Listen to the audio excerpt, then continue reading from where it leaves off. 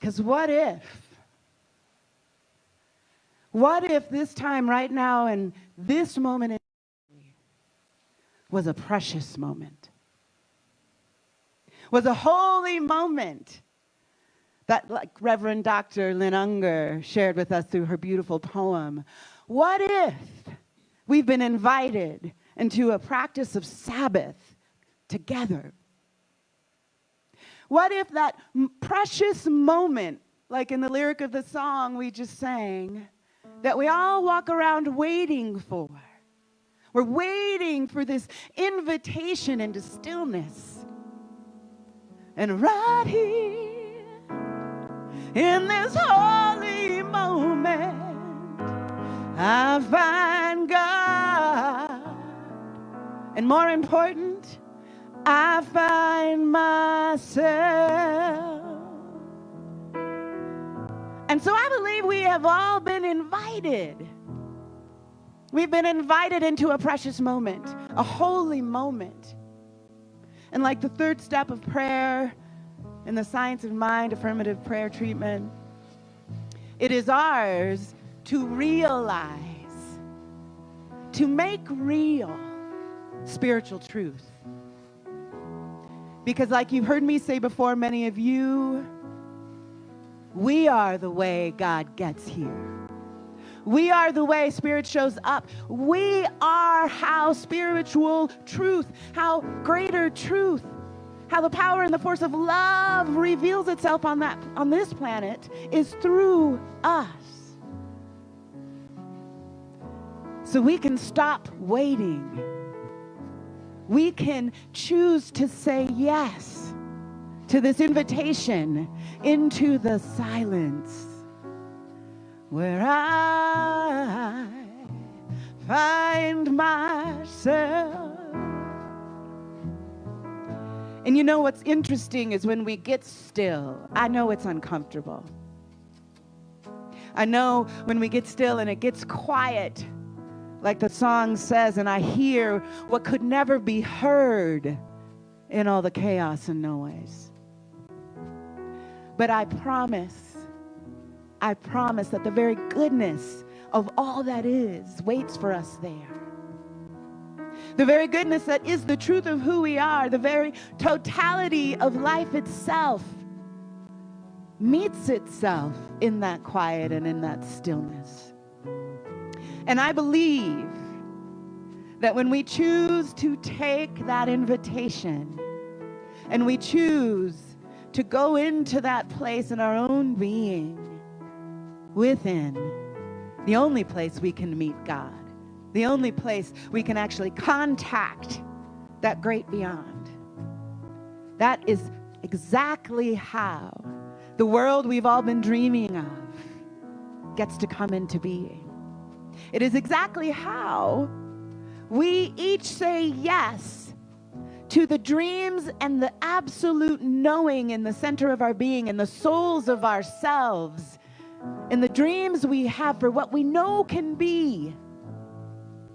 The power and the capacity to meet those, to rise to those dreams, to those visions of wonder and connectedness and real unity, not just a cute word on a t-shirt or a bumper sticker. We meet that in our own being, and we surrender to it.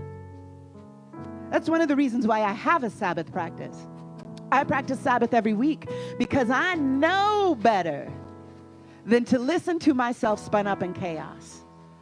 I know what happens to me if I don't actively, intentionally pause and carve out the time and the place for me to be with myself and to allow the Spirit that is in me to guide me. I want to share with you something from Emma Curtis Hopkins in her book, Mental Practice. She says, in us is the Holy Spirit. We let it speak and think through us. Do not fail to keep some words of truth running in your mind continually. Continually, she said. It is well to have the truth ideas running because they lead the mind out into the events of the day. But when our minds are busy running chatter and chaos and noise, when our minds are busy running fear and panic, which is really easy to do right now, isn't it? Then that is what leads us into the events of the day. And I don't know about you, but I believe this is a moment in history where our invitation to make real what we actually believe, what we really hold deep in our hearts for every single one of us, for this planet, for the world that works for everyone, that deeper truth, I believe when we make the pause, when we commit ourselves deeply to letting truth run through our minds continually, it is the very moment in history that is the game changer we've all been waiting for. And it gets to be a game changer because we say so. It gets to be a turn we take that we can never come back from, creating a more beautiful existence where more love is revealed and made real than ever before. And I believe in us. I believe we've all said yes. I believe we are all taking this moment to lean into that love that resides in our hearts. And like in that poem Paul shared with us earlier, I believe we are all making a promise right now to share the love that we are.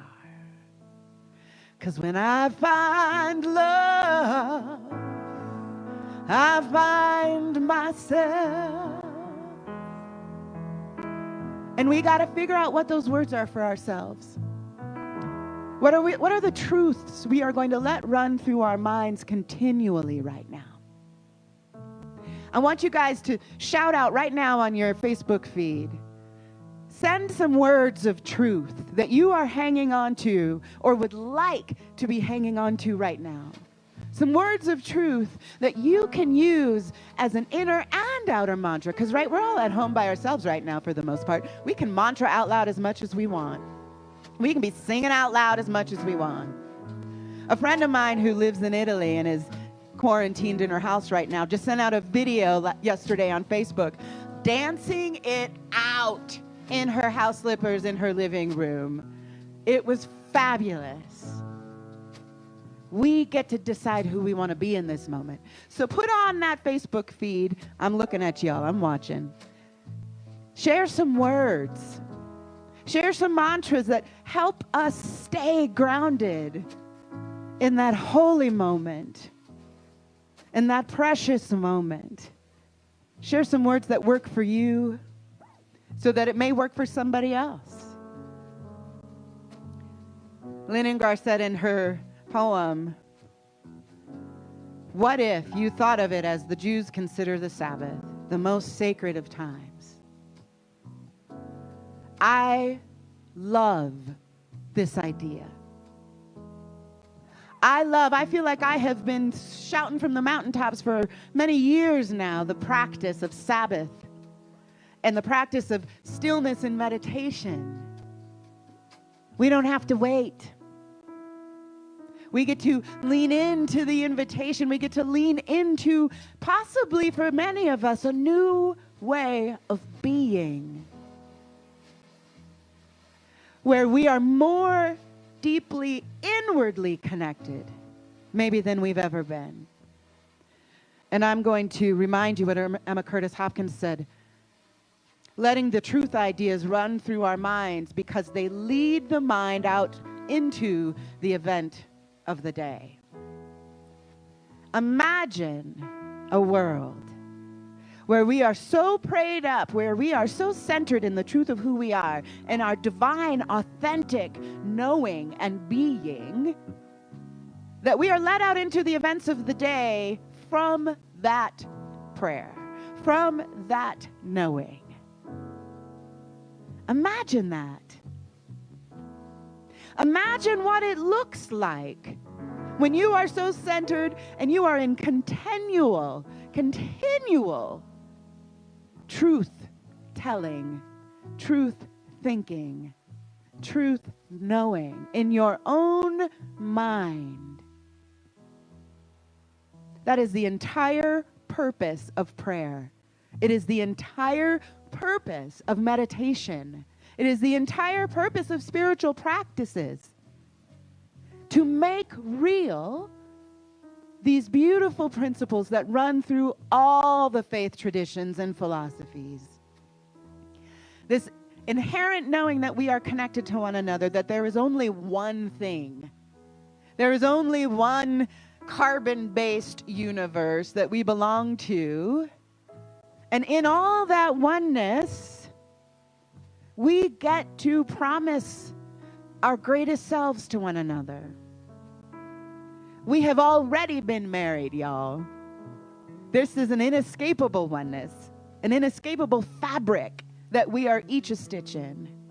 And if we want to make real these incredible beliefs and traditions and principles that are ancient and current, we must commit ourselves to being the way forward. The only mystery in mysticism isn't what these truths are.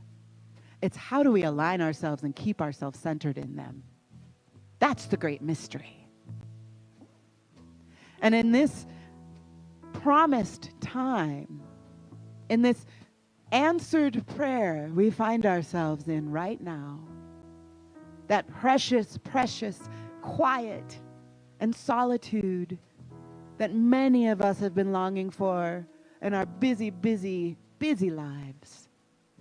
It is here right now.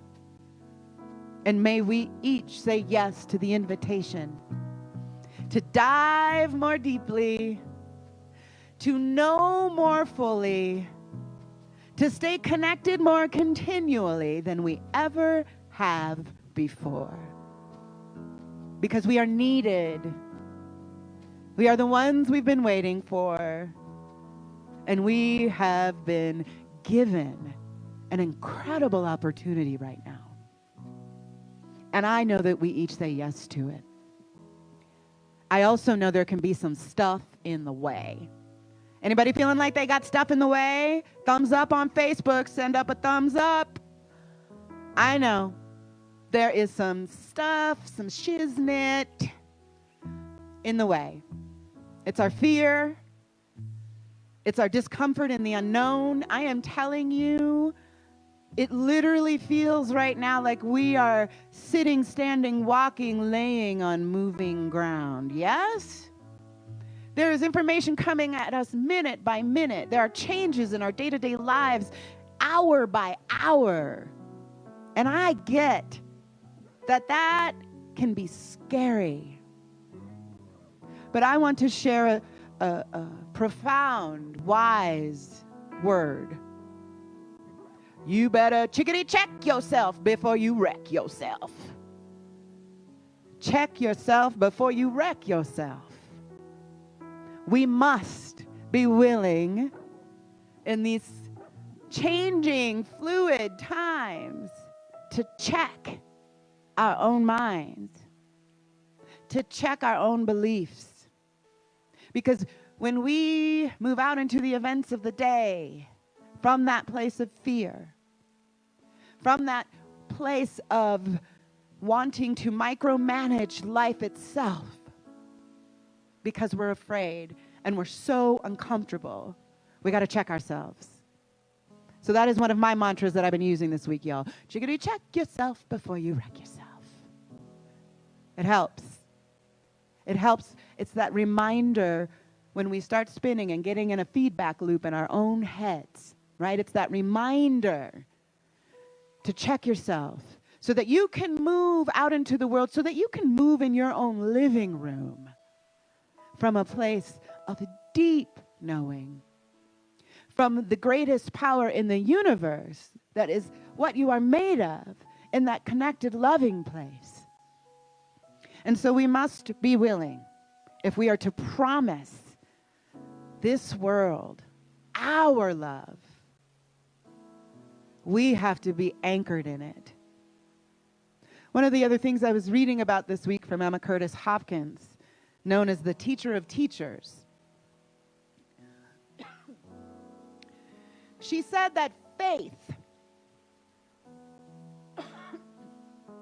is always associated. Faith is always associated with confidence. Faith is confidence to command. The confidence to command. And what we know when we are making real spiritual truth, right? When we are in a prayer practice, when we are holding ourselves accountable to a vision of good, a vision of knowing more love in our lives, of knowing more connectedness, of knowing more unity. It is deep convictedness and confidence in what we know to be true that is required. And that is what faith is. Faith is knowing that we know what is true. And you know what's interesting is, do you know where that confidence to command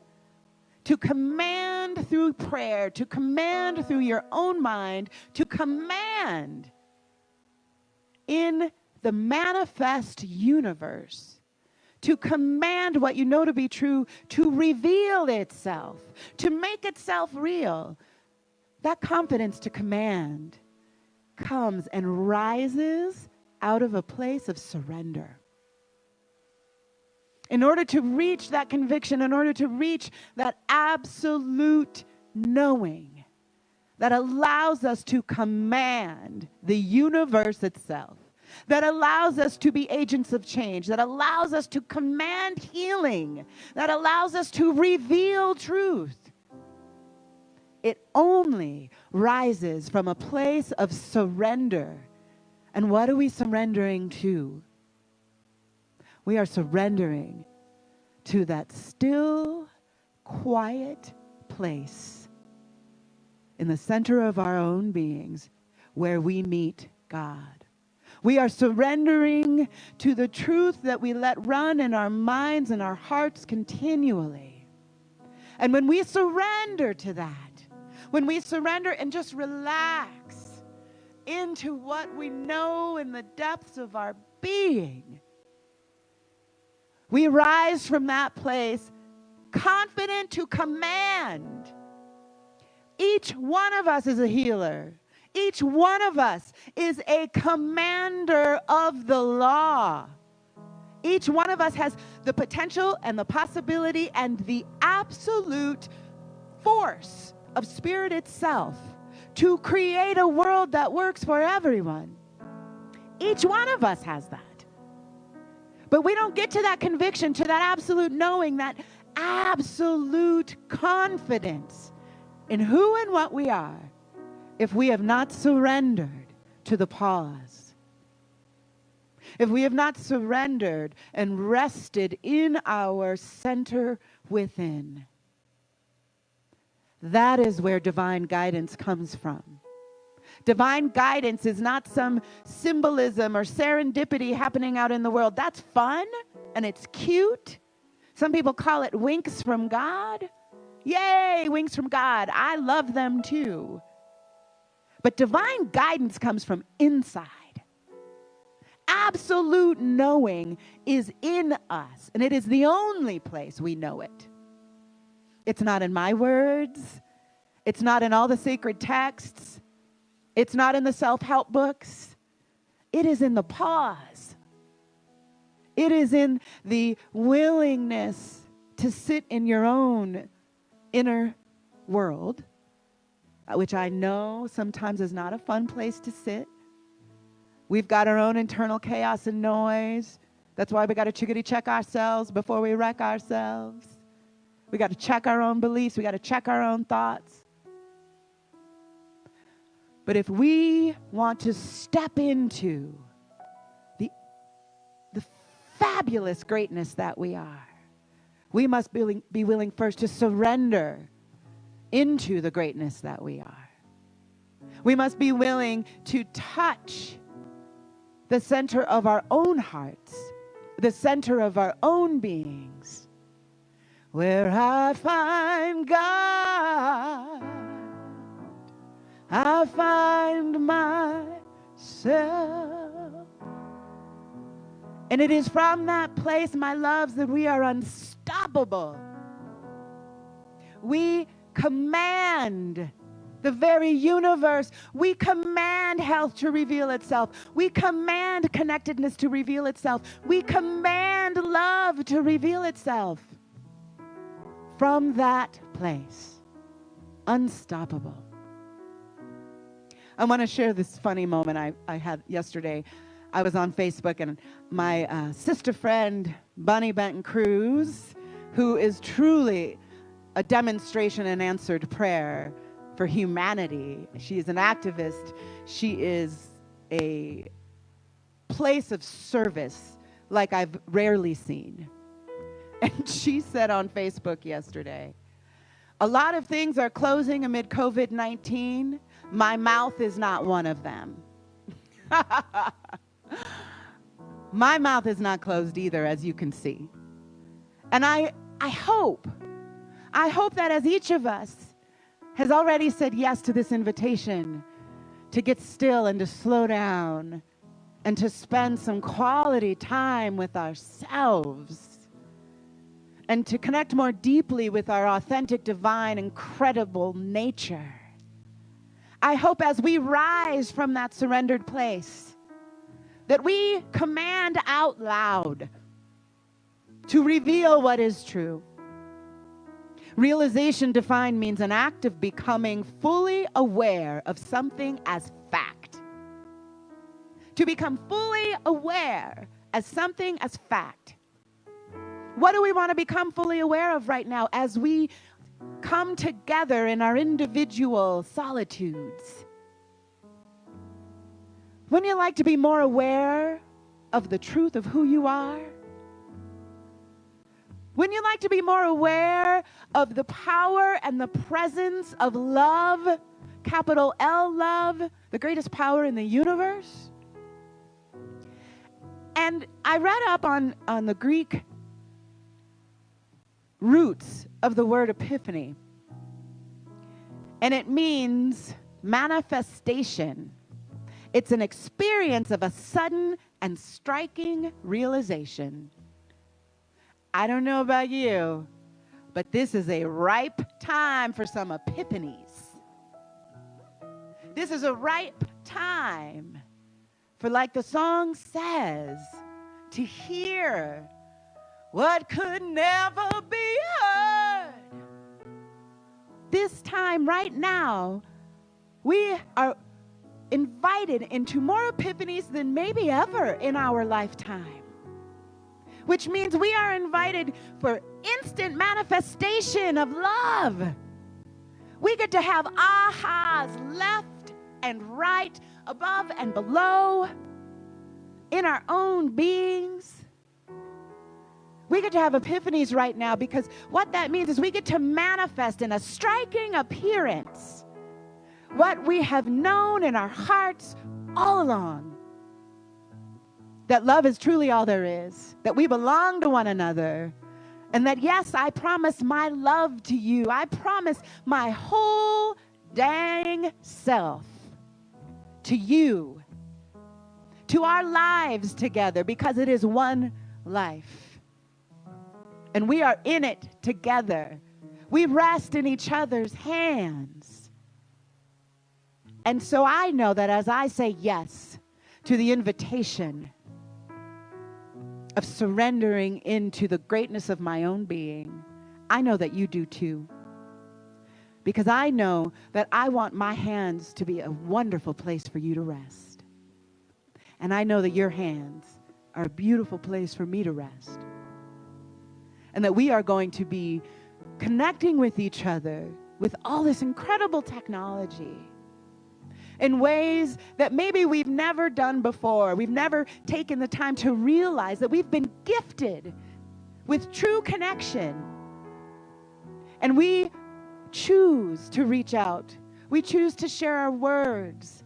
We choose to share our voices Because like my girl Bunny said, my mouth is not one of the things closed in this time. So I will continue to be a speaker of truth on all the outlets that I can possibly reach. I will continue to speak a word of prayer for anybody who asks me. I am going to send my love all week long to all the beings on this planet and beyond. 'Cause right here, oh, in this precious moment, I find love,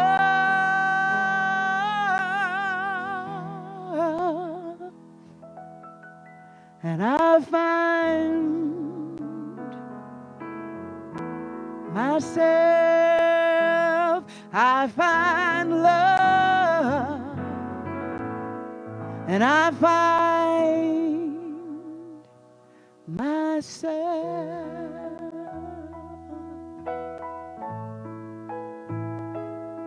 And I know that you do too.